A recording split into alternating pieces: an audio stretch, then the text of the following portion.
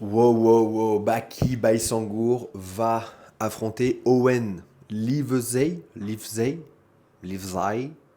sais pas, Euh, un Anglais, en tout cas quelqu'un qui vit en Angleterre, qui dirige un Gracie Barra, donc il donne des cours. Après, les seules vidéos que j'ai vues de lui en train d'enseigner, c'était que des vidéos de lutte. Euh, donc, et ça va se passer au Polaris et c'est ce soir. Donc, je suis obligé de vous faire une vidéo avant. Je me suis levé exprès pour faire ça, pour vous parler de cet événement et de vous parler surtout de ce combat. À la base, Owen Livesey devait prendre Yoel Romero.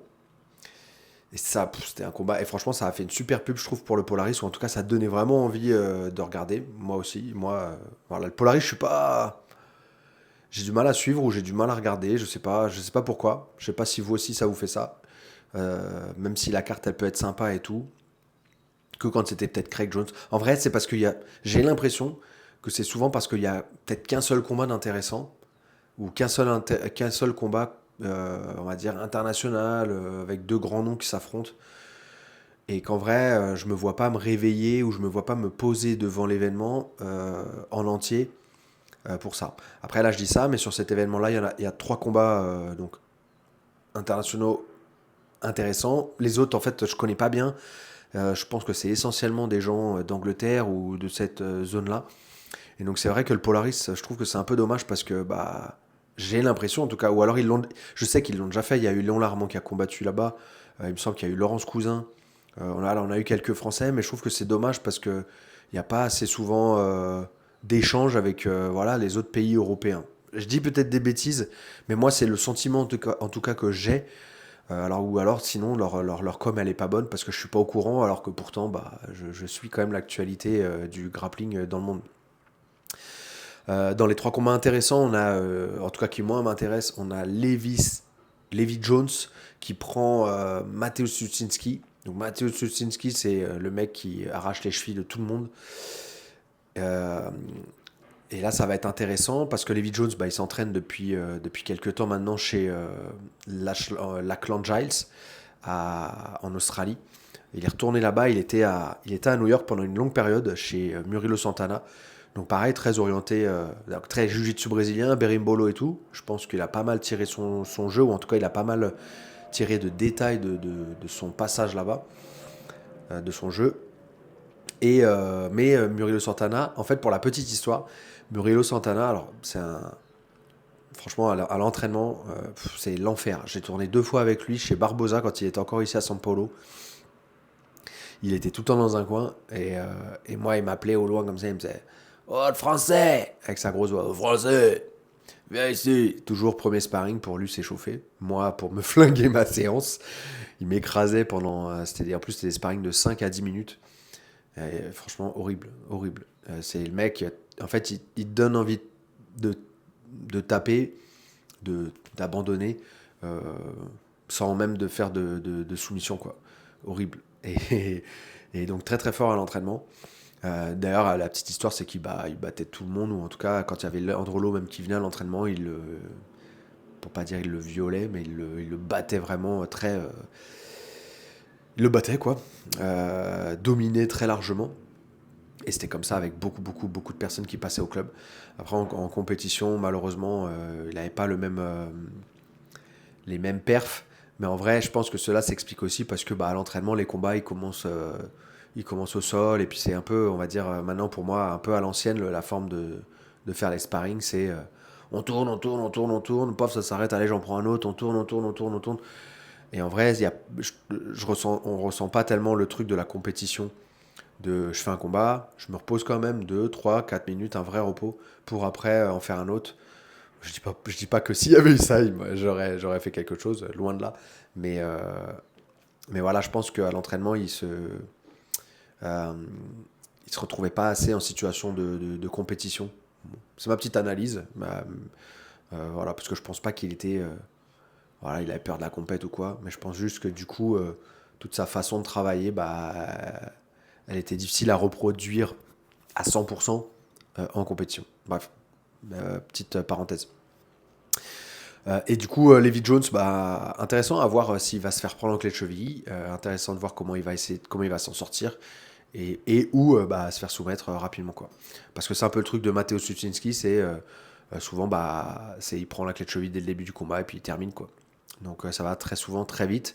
Ou alors ça va jusqu'au bout et il perd. Mais ça, c'est que face à du très très haut niveau qu'il perd. Oliver Taza, Joseph Chen, et encore une fois le troisième que j'oublie son nom à chaque fois. J'ai envie de l'appeler Greg, mais je sais pas pourquoi. Le barbu, si vous avez son nom dans les commentaires, mettez-le moi. Mais sinon, j'irai le voir juste après la vidéo. Voilà, donc le combat, très intéressant, que je regarderai, mais je sais pas si je me mettrai devant l'événement pour regarder le combat. Je le regarderai peut-être à distance, voilà, pour pas me taper tout l'événement ou pas attendre ce combat-là. Donc je sais pas si vous aussi ça vous fait un peu la même chose. Ensuite, le deuxième combat qui peut être intéressant, bah, c'est Elena Crevard, qui est une mineure de chez Danaher, qui est... Alors il y en a, ils me disaient, ah, les ceintures bleues, il y a tout ce débat un peu dans les commentaires de mes vidéos. Elle est ceinture bleue, t'as vu, et c'est possible de réussir. Ouais, mais elle est ceinture bleue, elle est en mode professionnel depuis des années, et elle s'entraîne chez Danaher, elle a des portes qui sont déjà ouvertes. On peut pas comparer ça avec des ceintures bleues en France, qui viennent de clubs en fait qui sont pas connus mondialement, et qui n'ont pas de coach connu mondialement, donc qui n'ont pas des portes ouvertes comme ça. Ça n'a rien à voir. Et donc Elena, bah, voir ce qu'elle va proposer. Je sais pas si ça. Je crois qu'elle a encore un autre combat après. Mais en tout cas, voilà, ça lui fait vraiment une bonne prépa là pour la DCC et ça peut vraiment lui faire prendre confiance. Donc c'est intéressant à voir comment ça va se passer la DCC chez les filles. Et Craig Jones national. Alors, encore une fois, je ne sais pas comment ça se passe. Il y a Fionn Davis qui va combattre, mais on ne sait pas face à qui, face à quoi, qui d'autre va combattre. Parce que bah, à la DCC, il y a 3 catégories et voilà, je ne sais pas du tout comment ça va se passer. Donc voilà, à voir quelle performance elle va faire. Dernièrement, elle a battu Aurélie, notre française. Elle l'a battue à la décision à l'UFC Fight Pass. Donc à voir.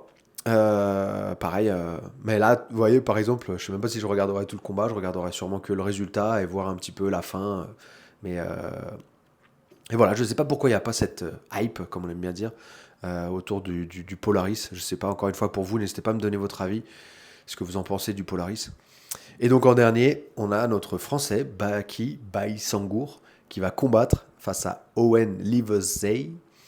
Euh, donc vous voyez comme quoi c'est important de travailler les réseaux sociaux, d'être présent. Et puis bah voilà, les mecs du MMA, c'est fou parce qu'il y a quand même un intérêt à les faire combattre en grappling.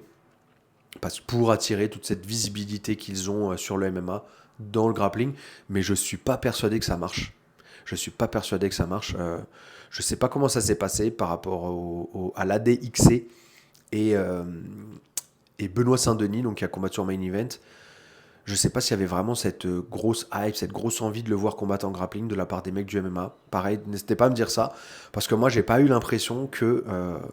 alors ouais, les gens ils aiment beaucoup Benoît, ils étaient contents qu'il soit là, et ils étaient contents, ceux qui étaient présents dans la salle, bah, de voir Benoît combattre. Mais je suis pas sûr que s'il n'avait pas été là, et qu'on avait mis un autre Français du grappling, bah est-ce que ça aurait changé quelque chose, quoi? Je suis pas bien sûr. Alors ouais, ça peut donner une bonne visibilité, c'est sûr, c'est sûr. Ça donne une meilleure visibilité quand quelqu'un qui a 500 000 followers sur Instagram partage les choses de l'événement, plutôt que quelqu'un, un grappleur qui a 5 000 followers. Donc oui, c'est sûr par rapport à ça, mais est-ce que vraiment derrière l'événement lui-même gagne un certain rayonnement dans le milieu? Je sais pas. Je sais pas. Donc à voir. Et là, donc Baïsangour, bah, ça va être un peu difficile de savoir, de pronostiquer. Bon, c'est deux bûcherons.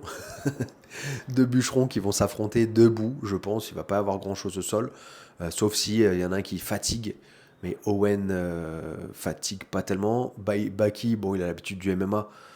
Je pense pas que c'est le mec qui s'entraîne que quand il a des camps d'entraînement. Je pense que c'est le mec qui est régulier et qui est tout le temps là. Donc je le vois pas non plus être fatigué. Bon, à voir. Et donc bah, ça va être des grosses starts debout et puis essayer de se ramener au sol. Moi, je vois Owen quand même un peu plus complet dans sa façon d'armer au sol. Et en plus de ça, Baki, bah, on l'a pas vu. Du coup, comme il combat que en MMA, on l'a pas vu combattre et ramener au sol sans les frappes. Donc, c'est plus du tout les mêmes réactions. On sait qu'il a fait du judo, mais vraiment, jusqu'à quel niveau il a fait du judo? Quel est son niveau vraiment en judo? on ne sait pas trop non plus. Euh, donc voilà, et là c'est pas du judo, il n'y a pas de kimono, on peut pas tirer le kimono. Pour coller, bah, c'est d'autres préactions, c'est d'autres contrôles pour venir coller l'adversaire et faire nos projections. Donc voilà, ça va être intéressant. Puis en vrai, tous les deux, ils ont un peu le même profil au niveau des contrôles sur le haut du corps, où bah, et voilà, c'est plus ce style judo. Il y a quand même des entrées dans les jambes aussi, mais euh, ça va être intéressant, ça va être intéressant, ça va être un combat de bûcheron. J'espère juste que ce sera pas ennuyant. J'espère que ça, il y aura de l'action. Normalement, il y en a, mais combien d'actions il y aura sur... alors, je crois que c'est 10 minutes. Ah ouais, je vous ai pas parlé du règlement. J'ai regardé ça rapidos pour être sûr de pas dire de bêtises. Règlement, donc on gagne comment au point. Donc cette fois-ci, il y a des points comparés au Who's Number One, il y a des points qui sont vraiment visibles. Donc point, euh, soumission ou décision de l'arbitre. Les points, c'est un point par position que vous prenez. Position montée, le dos amené au sol. Comme d'habitude, l'amener au sol, quasiment d'habitude, il faut contrôler 3 secondes. Renversement, un point. Bon, toutes les positions classiques, tous les changements de position classiques ou les contrôles de certaines situations vous fait gagner un point. C'est 10 minutes, il me semble. Je ne sais pas si c'est pour tous. C'est un peu difficile à chaque fois sur ces trucs-là. C'est pas super concret, super précis comme l'IBJF où ils ont besoin. C'est des milliers de personnes qui combattent, donc c'est très très très précis leur règlement. Là, en général, c'est 4 lignes sur un site internet. En plus, c'est écrit, c'est moyennement lisible. La DXC, c'était pareil et tout. Bon. Donc, voilà. En tout cas, il y a des points, ils seront visibles. Normalement, c'est 10 minutes de combat. Et puis voilà, on a hâte de voir ça quand même. On va regarder ça ce soir. C'est sur l'UFC Fight Pass, le Polaris. UFC Fight Pass. Donc, j'en parlais ce matin dans les commentaires sur la vidéo précédente avec quelqu'un qui disait voilà, il n'y a pas assez de concurrence pour le flow grappling.